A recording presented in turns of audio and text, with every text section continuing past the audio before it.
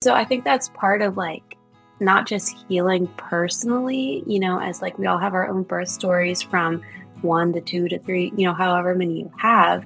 I think there's like trauma just in the birth world in general of like, hey, we need to get behind these women before they even have babies to really show them like what it is, like what pregnancy is.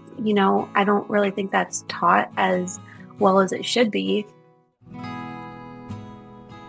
Hello and welcome to Healing Trauma Mamas. I'm your host, Madon Wingo. Thank you for joining us as we share in our stories and experiences of healing from childhood traumas and birth traumas. Listen as we discuss our struggles, our failures, our strengths, and our victories, and all those lessons we've learned along the way.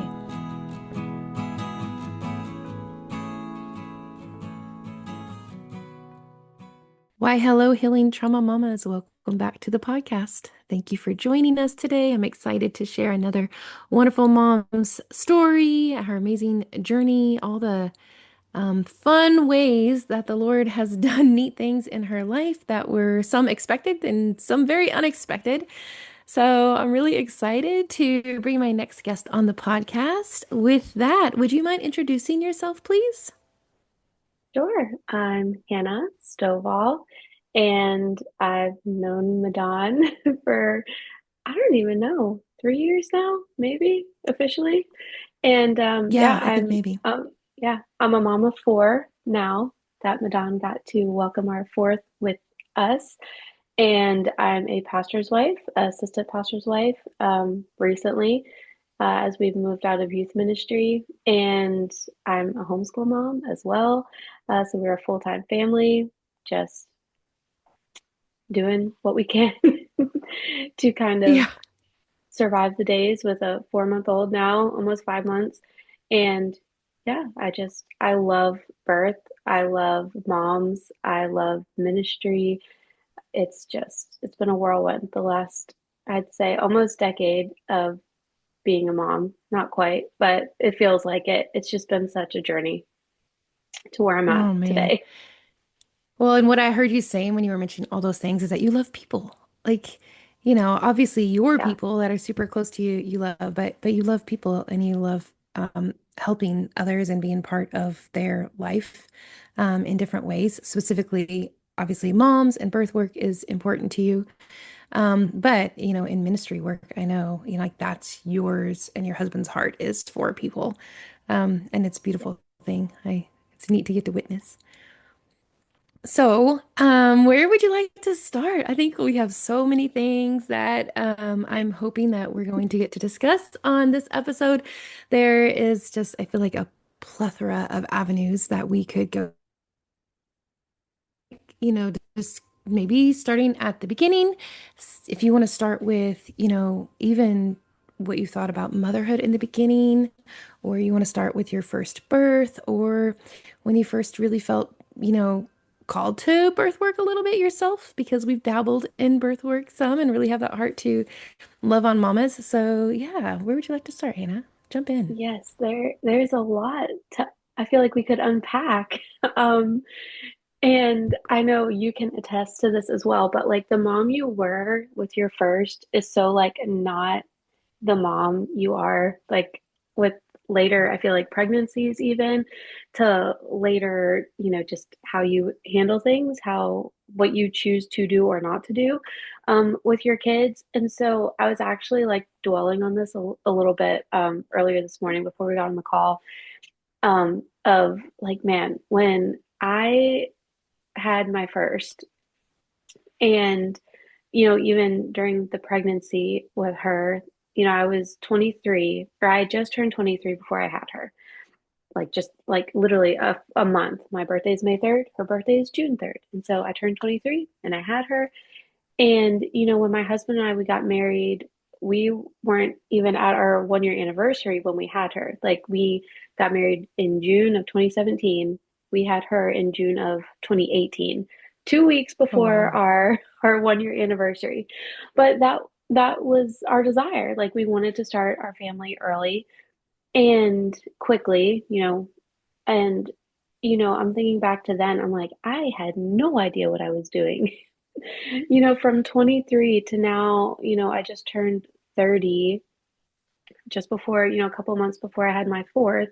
And I'm like, oh my goodness gracious. I had no idea what I was doing. I knew some about birth, of course, but it's like I was so not prepared in a lot of ways.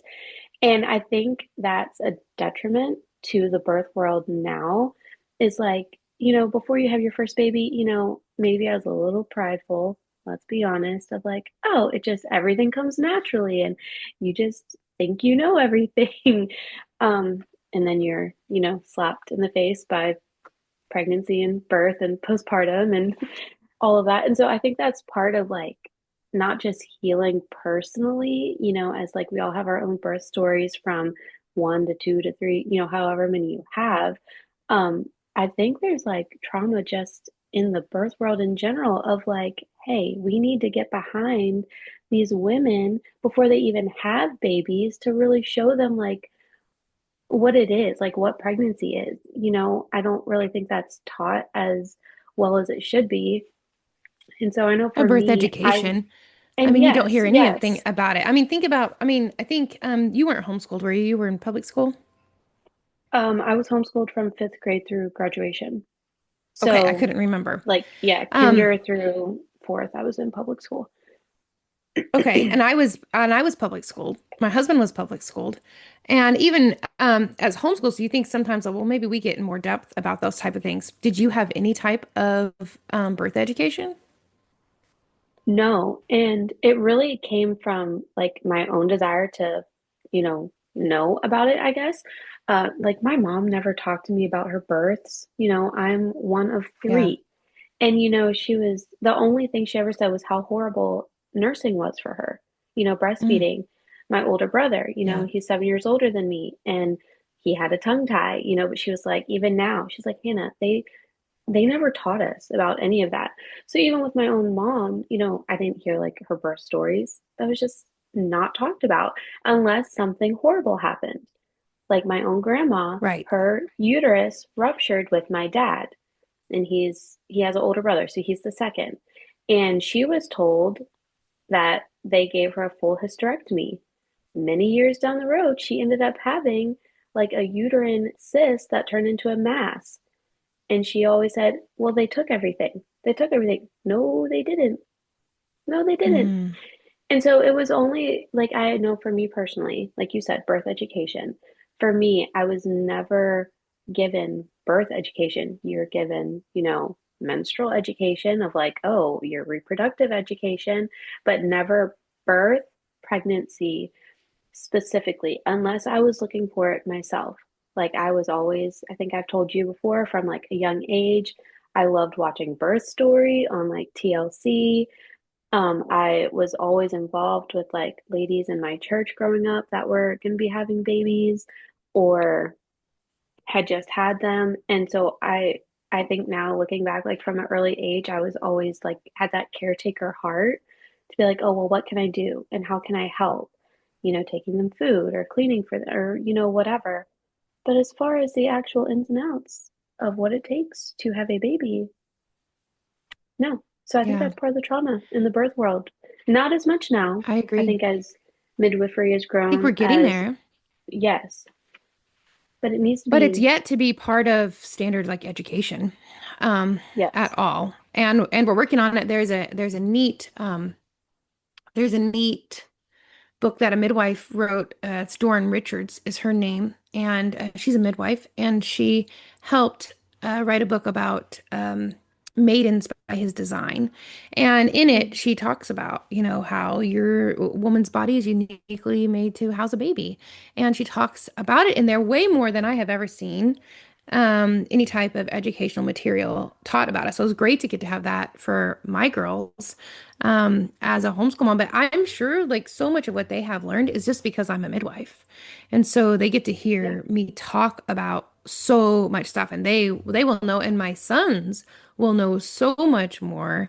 They likely will know more than their wives about Mm, birth, because they are around me all the time, and they hear me talk about, different labors and all things birthy because there's not filters hardly at my house. Like we talk about all the things all the time, and there's really no TMI in my house because I honestly feel like that is part of our problem with birth education is like, oh, it's kind of taboo subject. Well, I mean, likely, I mean, just think about it. I mean, it it's I don't know the percentages because it has changed a little bit in the last years, but it's likely, I mean, at least 90% of the women are likely going to have a baby at some point in time.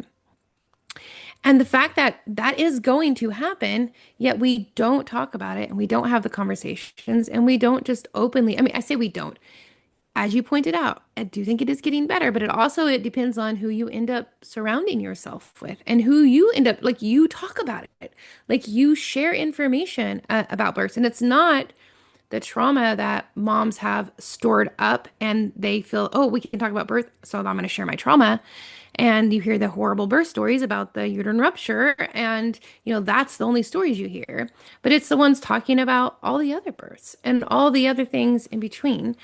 And having those conversations, not making it taboo, making it part of everyday, especially conversation between women and daughters. Like, I would love to see that be more and more. And it just takes you doing it, right? It takes you making that a natural part of your family and then a natural part of conversation with your friend group. And then it's kind of like breastfeeding, right? Like, your breastfeeding is going to be so much more successful if you are surrounded by a team of women who breastfeed or encourage you breastfeeding, Yeah. right? Like Yeah. it determines that so much by how Yeah. It's successful you're going going to to be take, by that. yeah, it's going to take intentionality, like from moms before, to really be like, hey, this is, how to have a healthy pregnancy, like things that you can do during it to have a better, birth. And yeah, it's definitely getting there.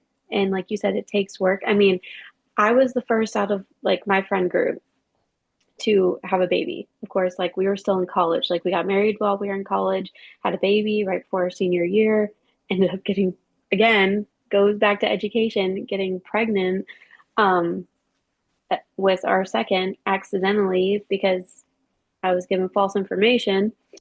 Um That that happens a lot, breastfeeding, that breastfeeding, especially with taboo if you're not getting subjects. your yes. It's And really, I mean, you have all that information that it is false. Well, I heard and I might have, and maybe this is, yes. and you're not getting accurate information. Yeah, no, and it was, I mean, obviously we were very blessed to have our second, but I was really not planning on having, my two oldest, my first and second, being 17 months apart. And, Mm. because of that, like I did have a little bit of, I didn't have a lot of time to prepare for, say, like his birth as well, because like I mean, I didn't even know I was pregnant with him till we were 10 weeks just because I was like, oh, my menstrual cycle had been not quite back. And so, I was going 6 weeks without, you know, having anything, without bleeding or whatever. And so it was like, I just thought I was going through another phase, like I said, like all the education. So I think it takes a lot of intentionality. But being the first in my friend group that had a baby, I was like, they were asking me questions of like, well, what about this? And what about, I mean, they still do. I just visited a friend in Boston that just had her first baby over the holidays. And, she's calling and texting and, doing all these things of like, I'm the same age as you are, but because I've just had experience doing it, she's like, well, I need to know. And, and I've just shared and now, I mean, I'll talk to a rock about birth.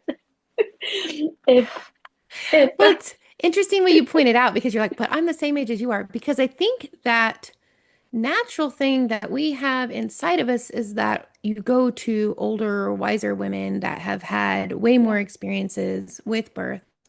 And the problem with our current culture and society is a lot of those older women that you're seeing right now, they weren't taught to be able to talk about it, or they have so much trauma from their birth that they can't have those conversations. So that's why we're not getting that. And so then you have to be the one to step in. And then Yeah. probably with all those questions you get, you end up researching. I don't know, but let me go find out. Hmm. And and you have that desire to research and really, dive in and then come back. And I feel like I did that a lot too with my friend groups was just basically, I was the first one to have a home birth. I was first one having kids too. And I think definitely ended up being the one that was diving in and reading and doing the research and trying to find out more information about all of the things. So then you end up becoming the resource for Yeah. for your people. And it's a beautiful thing. It's a great thing. And you obviously have a heart for ministry in that way. And it's really awesome. So how did your second birth go, by the way? So, like I said, I had started getting really into, I say it's the crunchy world of birth because it kind of is, talking about having a, quote unquote natural birth, um, is usually, like no pain pain relief. That's what a lot of people say. Now a lot of people say natural birth is just a vaginal birth, not having to have a C-section. And so, um, because it can be offensive to say, oh, my vaginal birth wasn't natural because I had, an epidural. Um, I've seen that a lot, like where certain terms can be offensive to moms because they're like, well, but my birth was natural, where I naturally had to have a C-section. And so there's a lot of terms, but I was blessed to be able to have a vaginal birth with my first, and then to have one with my second. But from my first, I was just like, I just didn't love feeling like I was manhandled in a way. Mm. Like during the birth, it felt like I didn't have really a say of what I wanted or needed. And again, it came down to lack of education on my part. And so with my second, I was like, okay, I don't want to do that again. And so I just started like really looking into different avenues. In the state that I was in at the time, Massachusetts, it is very, very difficult. And this was in end of 2018, early into 2019, because I had my first in 2018 and so got pregnant throughout 2019. So, I mean, it wasn't that long ago, but it was very difficult to find um, midwife care there because I mean, I was like following everybody I knew on Instagram that, was part of the birth world. Like it was really opening my eyes to all of that. And I could not find anybody. I could not find a provider. And of course, we were coming out of our senior year of college. We had moved from our apartment on campus, and we were going to be moving into a parsonage for the youth ministry position that my husband had taken. And there was just a lot of moving parts, and it caused like so much anxiety of like trying to find a new provider while trying to research how to do this or that. And because again, they were 17 months apart, it was so close. I ended up staying with the same provider I had, but I had a little bit more oomph to my voice, so to speak. I knew more so of what I wanted and what I didn't want. Now, with my first, I had back labor, horrible, horrible back labor that I didn't know how to handle it. I didn't know what to do. Thankfully, the one of the nurses I had was pretty knowledgeable on how to get that baby to flip, which I was thankful for. And so Harper, flipped, and after that, smooth sailing because I had an epidural with her because again, that's just what I had been known to do from some other moms that I had talked with. It's like, oh yeah, you just go in the hospital, you get an epidural, they check you, do all these things, and then you're good to go, and then you have a baby, pain free. Because everyone I talked to is like, well, Hmm. why would you not get an epidural? Even Yeah. my mom, and she was like, I didn't have one with you or your older brother. She was like, but when I had one for my younger brother, she was like, well, why didn't I do this before? And so it's just this comparison of like, well, one is better than the other. or one's easier than the Yeah. other to have an unmedicated birth. And I really wanted to do that with my second, but I felt like I didn't have enough um, knowledge of how to do that. I hadn't really studied enough because I'm like, this takes preparation. It takes so much Yeah. intentionality and preparation to have an unmedicated birth, especially when you're in a hospital environment that is going to, in my case, push and encourage um, having having that. So with him, his birth was honestly very easy. Like he did not um, cause me any issues. I mean, I didn't have issues with my first either, but it was very much like being told what to do. I Mm. hated that I had to stay in my bed. I hated that I was laboring on my back.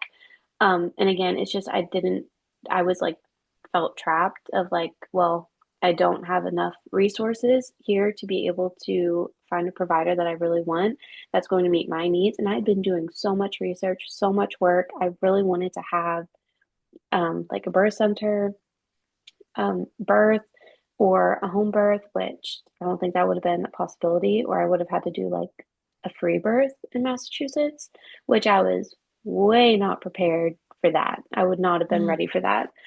And Yeah, so and I don't recall the laws in Massachusetts area, but I know over in that yeah, direction, some of the laws are really I know not great for right, midwives at all or home birth. yeah, I know right now in Rhode Island because I have a friend that's pregnant, and Rhode Island it is illegal to have a home birth unless an Nope. accident, happens. Mm-hmm. So any midwives have to be in hospital midwives. And they're, regulated to so many different things, even just being in hospital midwife. And so smooth sailing with my second, although it really just felt like deja vu because it felt like the same formula of my first. And I'm like, this just does not feel personable, like at all. It doesn't feel like I'm in control. It feels like I'm just being told what to do. And I knew, and I mean, I had good recoveries with both of them, but it was very like forced everything, at least in my case. It was like, okay, we're going to put you on your back. Okay, we're going to do this. Okay, we're going to do this. We're going to do this. It wasn't, it, I don't want to say it was like I had lack of consent because I think once you're there, it's almost like you give consent for everything. Um, Mm-hmm. but it was just weird. Like I just didn't enjoy it. I didn't enjoy staying in the hospital. And somebody that some people go through life before they have a baby and they've had maybe a lot of medical needs or they've had to do a lot of, you know, appointments for doctors for different stuff. Like that was not me. Like I'd never had a surgery. I'd never been when I had my first. I'd never had surgery. I had other than wisdom teeth, but that doesn't count. I had never Mm. stayed at the hospital for any reason. I mean, I like the ER was like the closest I had been in a hospital for my own reasons. And so to go from like not having anything to then be like thrown really like to have all this medical necessities like pushed on you is it's a stark contrast. Like you're so not prepared for that. And of course Mm. they are because they live that every single day. But for me, I was like, I've like it's weird. Like I've maybe had one IV my whole life and now I'm getting a needle in my back. So I knew after his, I'm like, no. Like I knew I needed a break anyway because I'm like, hey, I've just had babies back to back pretty much. I knew I wanted a small break and I was like, but this next time, I don't know what's gonna happen, but I'm gonna give myself enough time to be prepared to have a a different experience. And after that, I went for my 6 week appointment, and right away, the first thing my doctor offers is, well, you should probably go on some type of birth control because you don't want to have this happen again. And I was like, okay, because again, like I didn't know any Well, better. I was just you like, were well, still breastfeeding, yes. so they And that's offered a whole nother hormonal. story. Yeah. Yes. Yeah. And Mm-hmm. I said, I was like, I knew because, of course, I got pregnant like 7, 8 months after having my first. And so I was like, I knew I wanted to wait at least a year. So I'm like, I'm not going on anything because of how I value, and everyone has their own views on this, but how my husband and I have talked, how I value life and, that I believe life starts at the point of conception.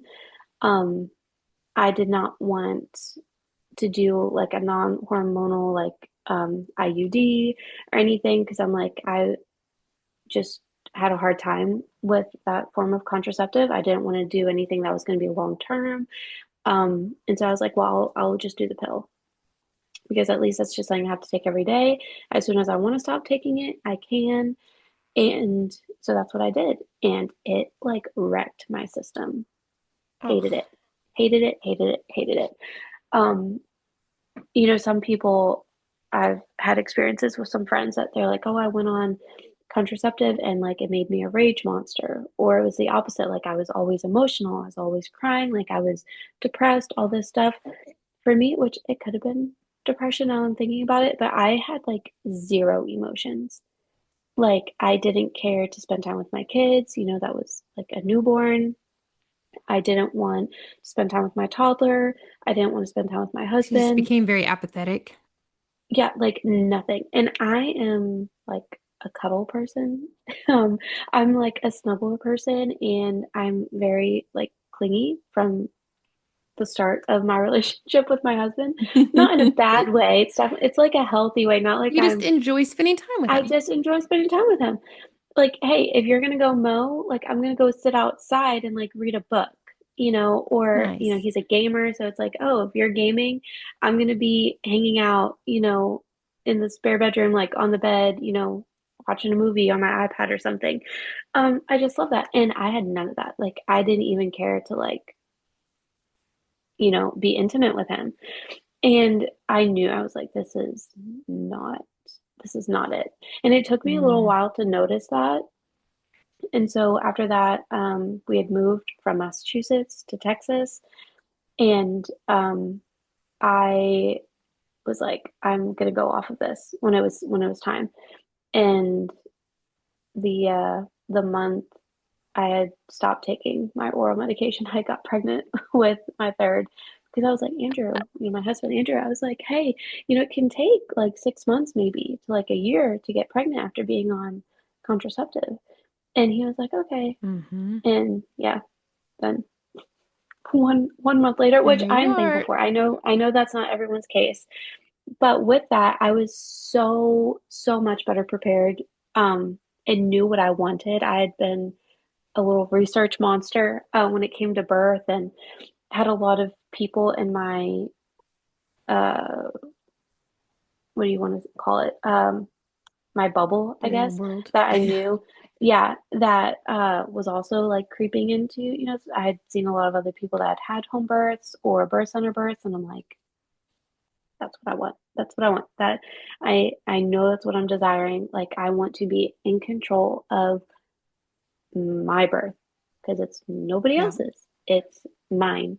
And it's what God has designed me to do. And, I think there's a lot of history that comes into place of how birth was meant to be from the start. Obviously, I'm not, you know, just hammering down on, modern medicine because I know that there's a place for that, but like your body can do this.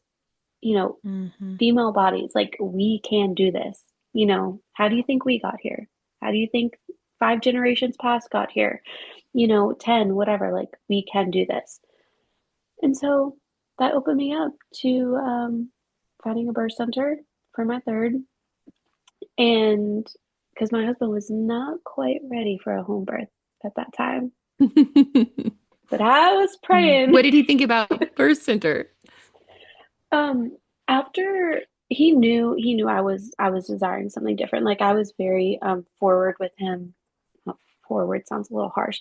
We communicated together of what we wanted, and so with all that, I basically did all the research and then just brought it to him. And he was very comfortable with that.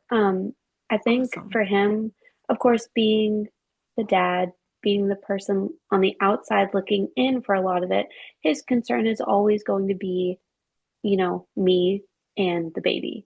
Of And course. so getting him past, not past, but getting him to see the realization that, midwifery care can offer the same safety as hospital care, as OB care, and almost a little bit more so because it's so specific to that mom and to that Yeah. baby and that relationship that you're building. And so once he saw that, there isn't a lack in safety, I mean, you saw that too, because even going from, birth center to then home birth, he's like, okay, but what about the safety?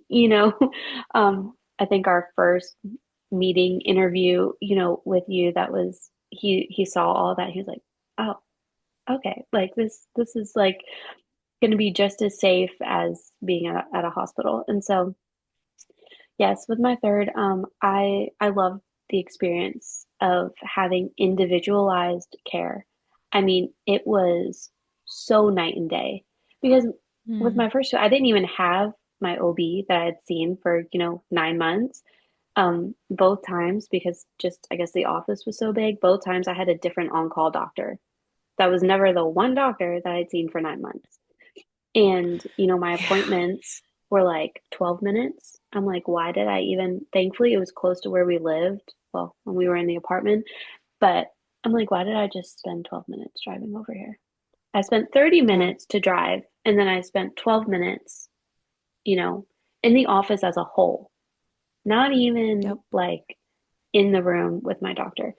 And so I just knew like it was going to be specific, like individualized care. And I love that. I love that I had a say with everything and I wasn't shamed for it.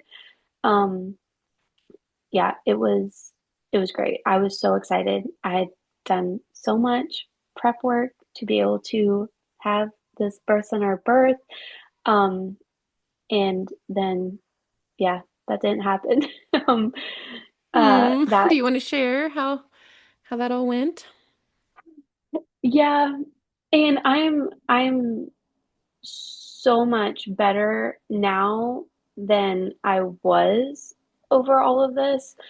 Um, it was such a letdown, like such a Yeah. disappointment to have not been able to have this birth center birth that I mean, dreaming, like literally dreaming. I would dream about having a birth center birth. Like, and I was staying up on all my research. I mean, I was practicing like breathing techniques, like at home, like pain techniques, like all of this leading up to it. And then I did happen to get COVID while I was pregnant with my third, which we've kind of talked about that. COVID kind of did weird things.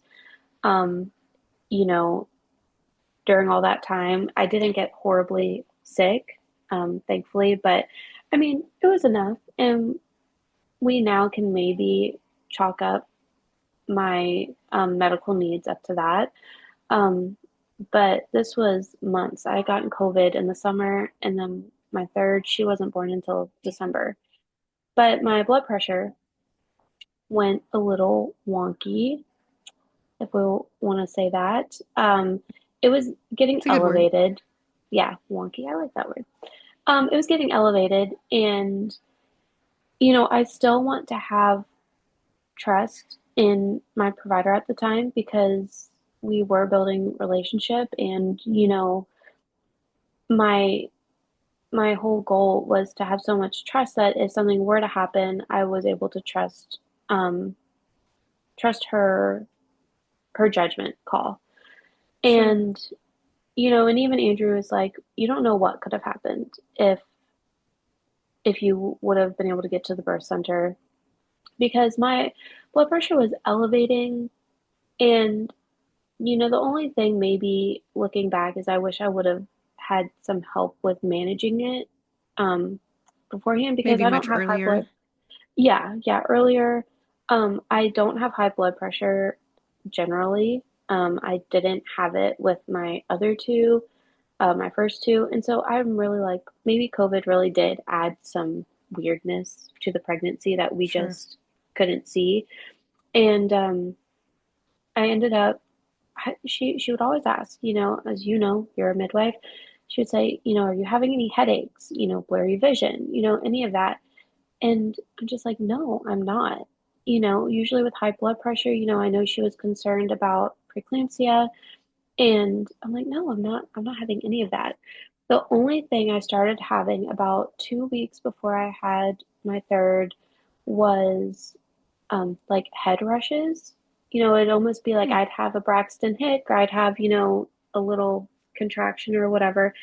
And when I did, it's like all the blood just felt like it was rushing to my head.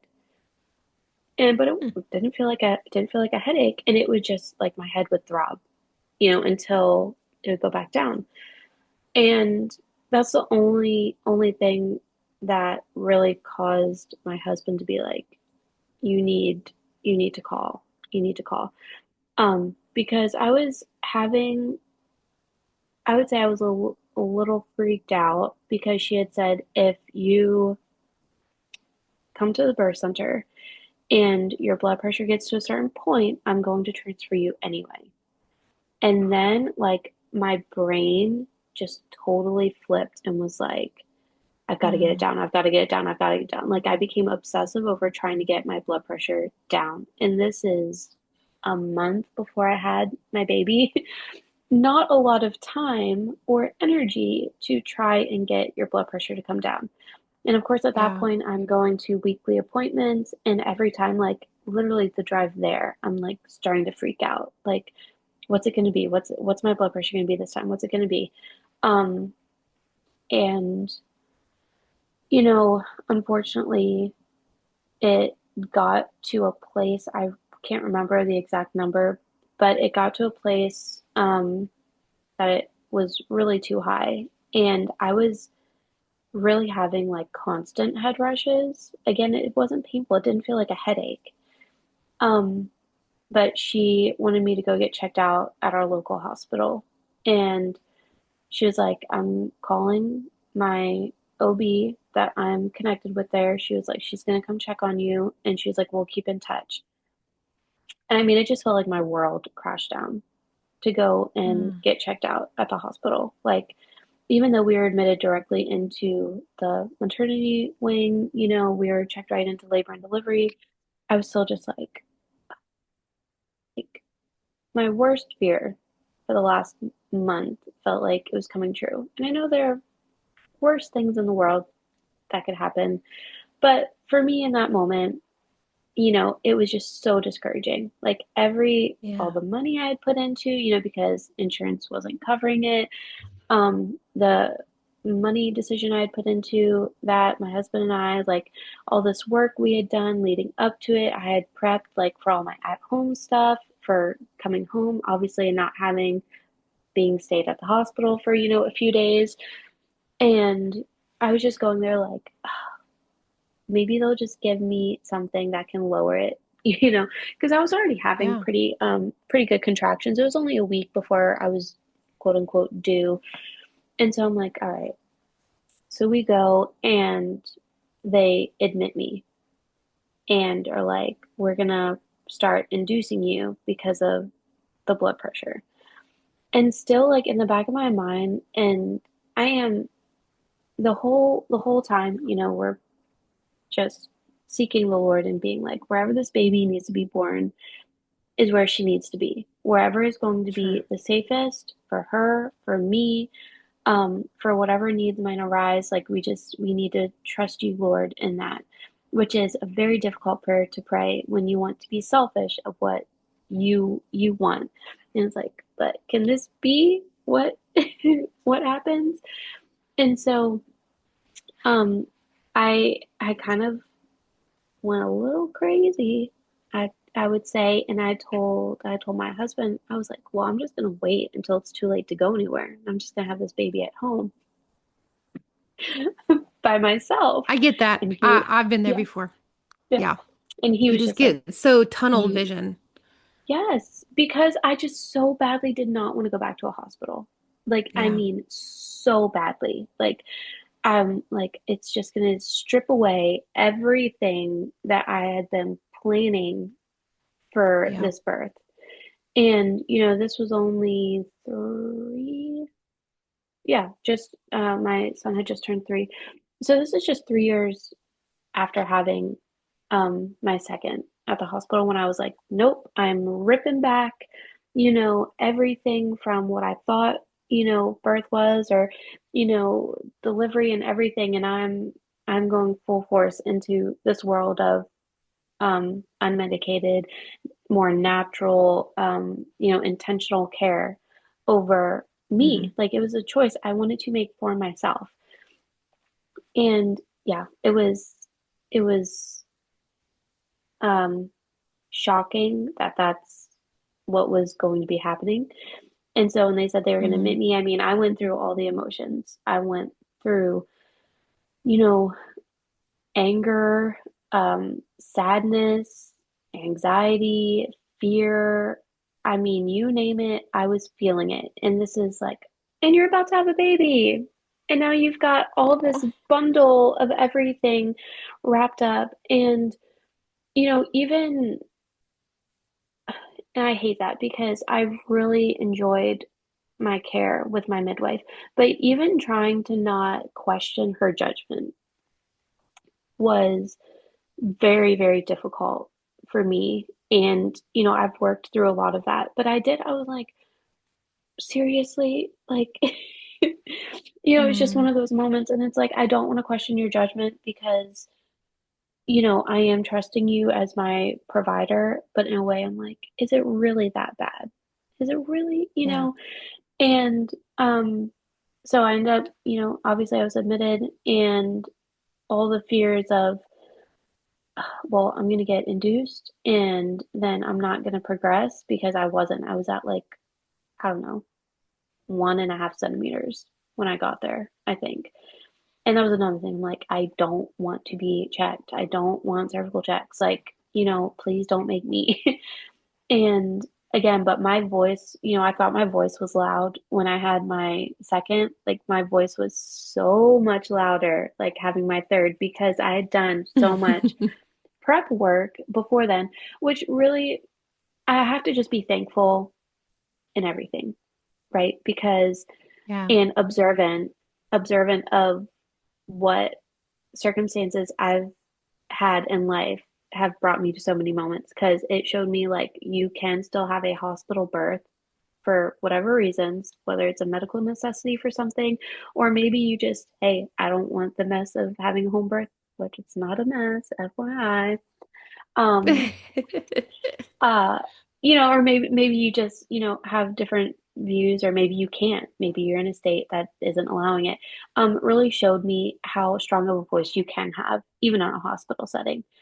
And I think that's encouraged me for my heart of wanting to get my doula certifications and everything, that I can not just care for a family, for a mom, for a baby that um is only having a home birth or only having a birth center. I can care for them through everything, and even to the point of postpartum doula. I can care for moms that choose to have Mm. C-sections, and or maybe have an accidental C-section and all of that. So it really opened my eyes to like, okay, this isn't a one size fits all. Even though it's not what I wanted, I'm still able. I realize I can still have a voice, even in a hospital setting. And so, but that took years of work, and it took ownership of what birth is as well. And Mm. so I ended up having her at the hospital. Again, I was very fearful a lot of that time because I'm like, okay, just basically my thought was just don't have a C-section. Okay, like make sure we're progressing. And I got a lot of what I wanted with with that birth, other than it being in a hospital. I and they knew, and which was also cool. Maybe it was also just the area, because we're in Texas now, a very small community, compared to in Massachusetts, which is, I feel, very, very like regimented and very like well, we stick to X, Y, and Z, and you can't veer off of that. Um, because they knew I was a transfer coming in. They knew I was a transfer that was going to have a birth, that was planning a birth center birth. And so they were very welcoming to what my birth plan, originally was going to be. And so they did the best that they could. They're like, we're going to do the best that we can to allow you to have this birth that you want. Of course, I was Awesome. under monitoring for my blood pressure, which they gave me one teeny, teeny, tiny little pill to lower my blood pressure. It went down and then it never went back up, even in the throes of, active labor. So again, I'm just like, hmm, Hmm. Yeah. I was like, could I not have just had that little teeny tiny pill and then, gone and been at the birth center, but that's not, the way it worked. And her birth was, I want to say easy. I mean, I yelled at people because these stinking girls, they both gave me back labor. Like, what in the world? But I knew what I was experiencing. And so I knew how to get through it, even without having an epidural with my third. Um, and after her birth, I was able to encapsulate my placenta. My midwife, who doesn't normally come to the births that are transferred, especially early, she was making her way to me because she's like, I want to try and be there for you. She knew what my heart was on having a non-hospital birth, and so she was definitely trying to make it as easy of a transition as it could have been. And so shortly after I had my baby, she was she was there and had showed up and ended up taking my placenta for me and all these things. She's the one that had found that my third had a tongue tie, had tight cheek ties, had lip ties, because she was not able to nurse. I mean, at Hmm. all. Like nothing. Like poor thing. Can you She could rewind just barely, a little bit? yeah, yeah. Go back to how the actual birth. You said you hollered Oh, at some yes. people and you didn't really say like how that birth actually went. Okay, yes. So, yeah, rewinding. Her birth was like kind of crazy too. Like her birth was cool in so many ways because it felt like it went kind of fast.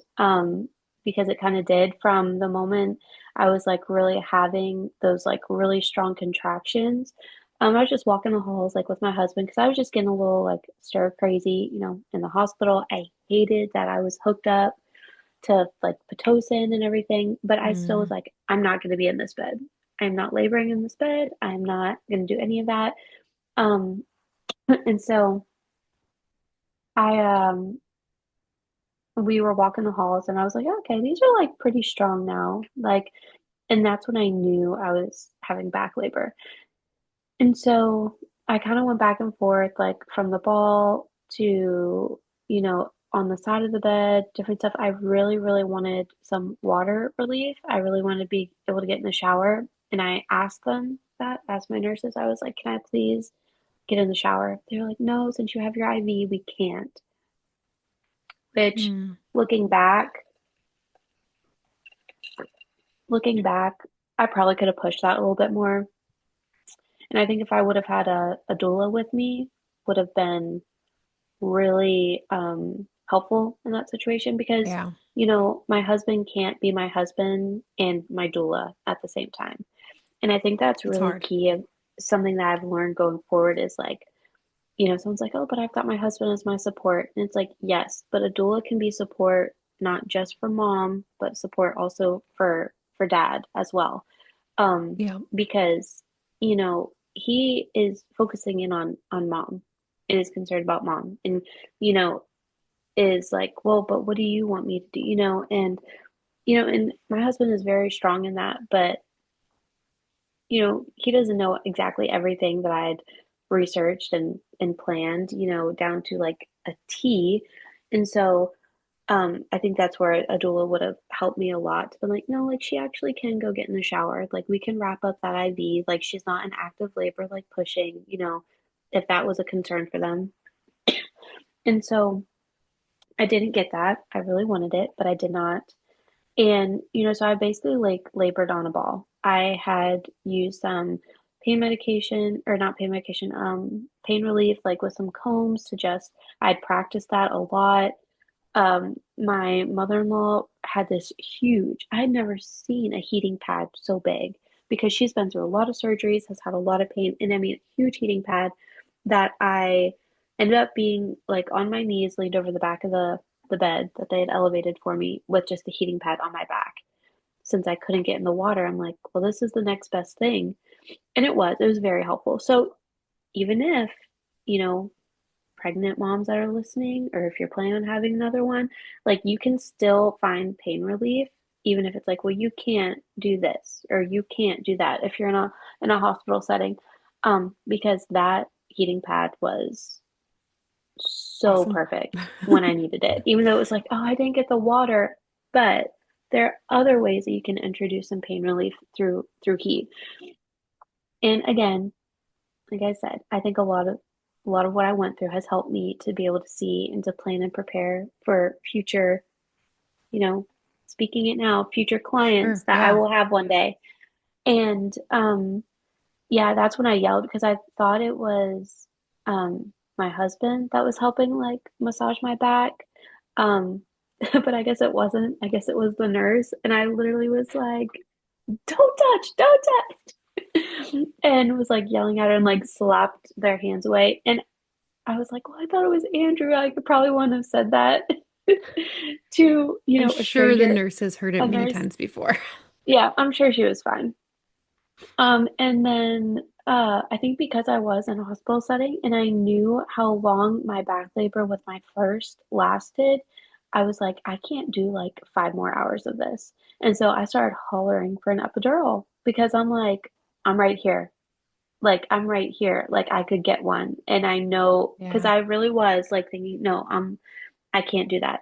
Little did I know, I know better now, and I knew better with my fourth that I was in transition because I seriously, I so vividly can remember. I'm like, I'm gonna get up out of this hospital and I'm gonna leave because I was in like fight or flight mode, and I'm like, I am getting up out of here. Like I'm leaving, I gotta go. And I know now like a lot of moms experience that in transition of like, Well, you've like seen either that they're now where it's like, that's it. I got to get out of here. I got to leave. yes, yes, yes. Oh my goodness. I was like, Oh this my was me. This goodness. is what I was trying to do. Yeah. Because Yeah. I was So I for the was I was ready. listeners, later down the road, Hannah got to come assist me at a birth Yes. and help with a local mama, and that mom did the very same thing where she just was like, I don't know where I'm going. I just know I can't be here right now, and I need to Yeah. go. I need to leave. Yeah, I'm going Oh, somewhere. And that was me. I was like, I'm getting up out of this hospital. I don't know where I'm going, but I'm leaving. And it was about that time she was like, well, we can't like we'll have to check you. And I'm like, oh, great, fine. And so she checks me and I'm at like 9.5 centimeters. And she's like, well, we can't do the epidural. I'm like, it's fine. And at that point, like I got up off the ball, got on the bed, and I'm like, well, I'm not laying on my back. And so I ended up going to like sideline, and I remember looking up at the clock, which is such a weird thing because I don't usually look at clocks in a room. I usually have my Apple Watch or my phone, and I looked up at the clock, and it was 5 p.m. And um, I got up on the bed, uh, was sidelining, just kind of had like my combs in my hands, like I was really like breathing through like all my contractions. And you've kind of seen that now, with my fourth with Bennett of like I just kind of like zone in. Like I don't even really know how to explain it other than I just like I need my eyes closed, like I zone in and I just like nothing else. Like it's just all of the in between the contractions during them, that's all that matters. And I was at the point where I was like, I'm not moving, I'm not going anywhere. And I can so vividly remember her like bearing down, or I was just breathing her down. I had practiced so much just to do breath work. And I remember breathing her down, and then I felt her rotate during a contraction. And I felt like a little mm. bit of liquid, and I was just like, she's right there. And I said that. I was like, she's right there. And they're like, no, no, no, she's not. And then I felt another one and it had one of those like, like sounds like those deep, like, sounds. And it wasn't painful. Like it really wasn't. And felt, more. And that's when they're like, don't push, don't push. And I'm like, I'm not. Like I literally said that they're like, don't push. I'm like, I'm not. And then literally one more. I mean, she was my tiniest baby, but like she literally like flew out. There's like this picture that my sister-in-law had gotten, and she flies out. The nurse barely catches her, and her arms are just like out like a field goal. And she flew out. And I didn't even push. Like it was definitely like a Wow. fur, like which was cool because I was like, I'm never gonna get to experience fur, and like that was it. You can't understand it unless you've experienced it, but it was insane. And I love having like pictures on my phone because I can see like the timestamps and everything. And she was born Oh at yeah. 5:15. 5:15. From the time they checked me at 9.5 centimeters, I had gotten up off the ball to lay in the bed, went through a handful of contractions, and then there she was. Had a baby. And Yep. it was just like crazy. And even the nurse there was like, we never, it was so like stuck in my brain, the phrase she said. She was like, we never see people do unmedicated anymore. And Wow. she was like, this was so much fun. Even Mm. the nurse there at the hospital was like, this was so much fun. She was like, we never see this anymore. And I was just like, you're welcome. Not like to pat myself on the back, but was like, these nurses, even if you're going to a hospital setting, like they are trained to like help you through so much when it comes to birth. And when it's just the same old, like they're, oh, how do I put it? Their skills are going to become dormant because they're not utilizing them as often as they should be because again, the formula of, you do this, anesthesiologist, epidural, and then this, and then this. Then, I know that there's a lot of things that happen, especially in larger areas. This was obviously a very small rural um, town hospital, but, you know, even they need, not saying every mom needs to just go unmedicated just to help nurses, but I just thought it was so, so cool that she was like, this never happens anymore. She was like, this was so much fun. And, I love it. you know, a doctor didn't even make it. It was just like two nurses made it into the room.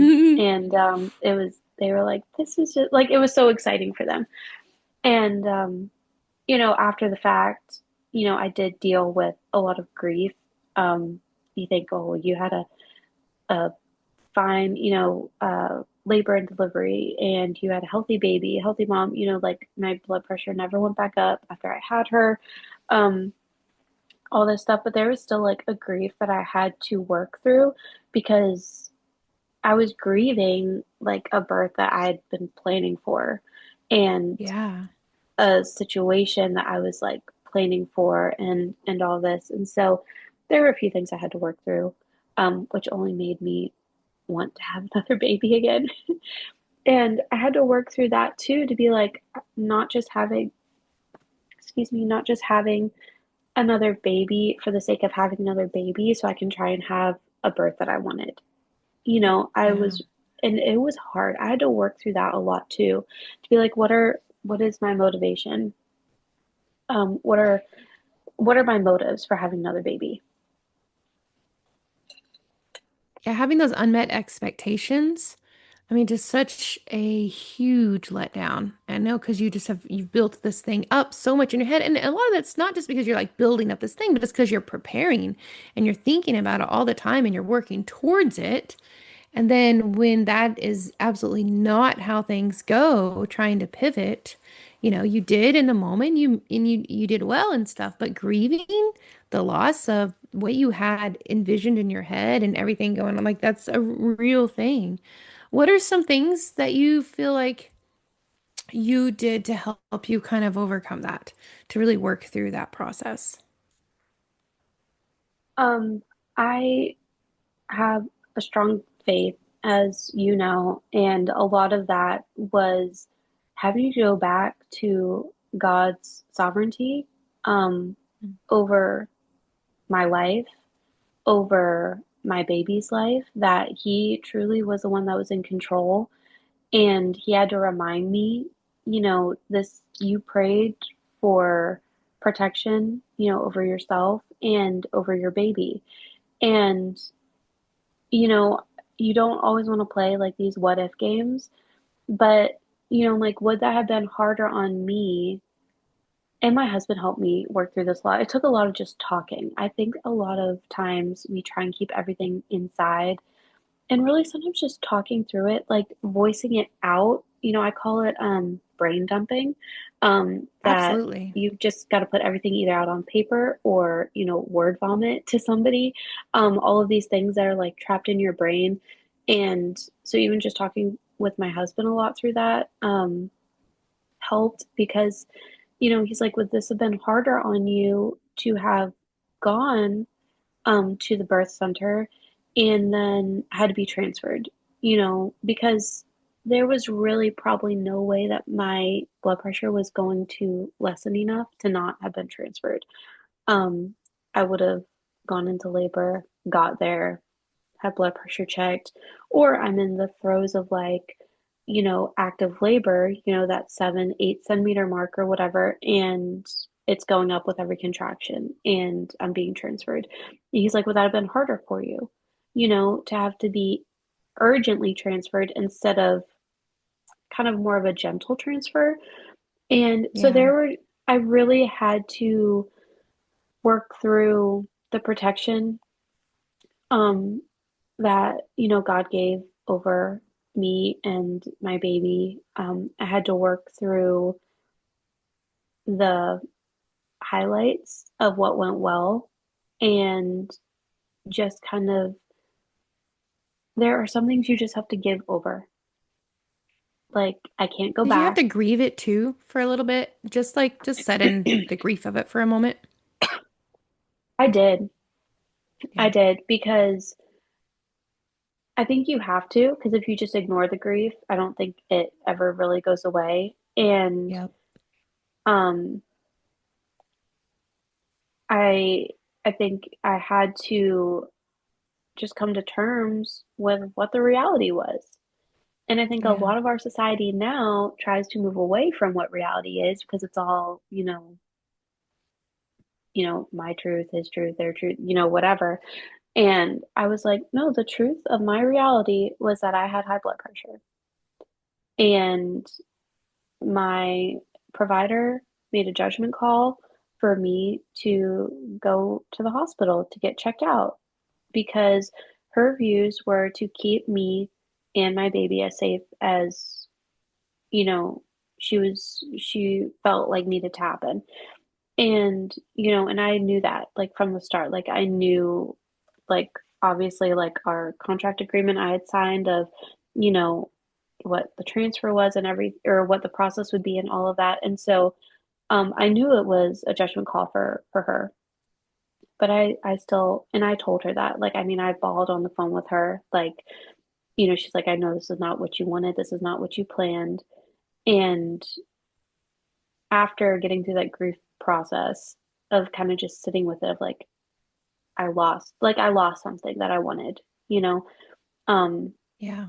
that's when you come out on the other side of the grief, and, you're like, but look at the safety that was provided for me, and then you start looking on all the good things, right? I kind of moved past like the cloud of the grief over the birth that I had prepared for and planned, and then was able to be like, okay, but then look at the brightness that came from it. Like, and now I'm in a way better place, right? Like, my baby, she just turned 3. Not my baby anymore, but she's still a baby. She's still so tiny and precious. Um, she just turned 3, and now I'm like, okay, like, it's been 3 years. There's so much, um, about all of her, and that I still loved like having the connection with my midwife. I never would have given that up because then she was still my provider for the 6 weeks after. You know, she helped me work through nursing. She helped me work through getting the tongue ties and cheek ties and lips and all of that figured out for her that I don't think I ever would have had in the hospital setting because I didn't have it with my first two that also had lip and tongue ties that Yeah. I was never given information for or suggestions. In fact, some of the And you suggestions they got to probably have, gave me.